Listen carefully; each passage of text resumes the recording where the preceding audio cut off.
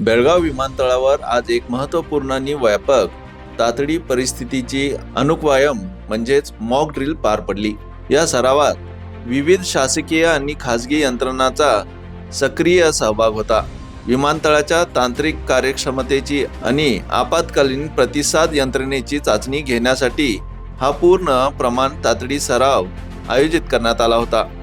या ड्रिलमध्ये जिल्हा प्रशासन, राज्य पोलीस, राज्य अग्निशमन दल आणि आपत्कालीन सेवा तसेच भारतीय वायुदल, IndiGo Star Air, IOC, BPC, HPC, red bird aviation, KLA hospital, KSISF, SDRF आणि HERF या सर्व यंत्रणांचा सहभाग झाला होता।